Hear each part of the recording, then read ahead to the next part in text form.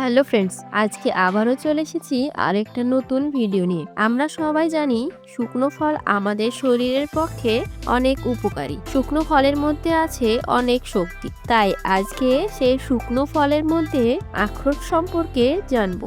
আখরোট হলো এক ধরনের বাদাম, আর বাদামের মধ্যে আখরোট সবচেয়ে উঁচু শ্রেণীতে আছে। আখরোটের ফল কেবলমাত্র একটি বীজে থাকে, যেটা খুবই মুচমুচে হয়ে থাকে। এই বাদাম অনেক খাবারে ব্যবহার করা হয়, যেমন কেক, কুকি ও এনার্জি বার। এই বাদাম আমাদের শরীরের জন্য অনেক উপকারী। তো ফ্রেন্ডস, আজকে এই আখরোট কিভাবে চাষ করা হয় এবং ফ্যাক্টরিতে কিভাবে তৈরি করা হয় সে সম্পর্কেই সম্পূর্ণ আলোচনা করব।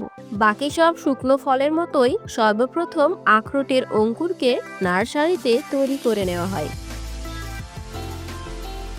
তারপর ট্র্যাক্টরে ড্রিলিং মেশিন লাগিয়ে জমিতে গর্ত করা হয়, আর প্রতিটি গর্ত থেকে 1 মিটার গ্যাপ রাখা হয়। আখরোটের চাষের জন্য বেশি পরিমাণে পানির প্রয়োজন হয় না, কিন্তু প্রতিদিন সঠিক পরিমাণে পানি দিতে হয়। এই বাদাম চাষের জন্য নরমাল তাপমাত্রার প্রয়োজন হয়।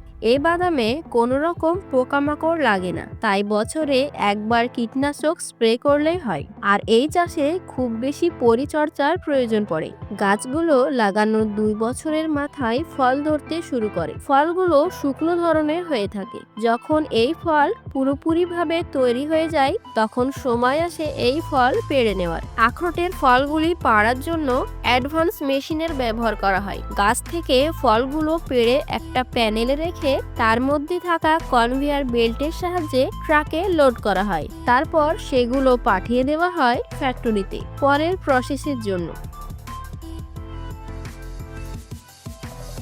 তারপর একটা রোটেটিং কনভেয়ার বেল্টের ওপর রেখে পরিষ্কার করা হয়, আর মার্কেটের ডিমান্ড অনুযায়ী ফ্যাক্টরি থেকে বের করা হয়। তারপর কয়েকজন ওয়ার্কার মিলে এগুলোকে ছেঁটে নেয়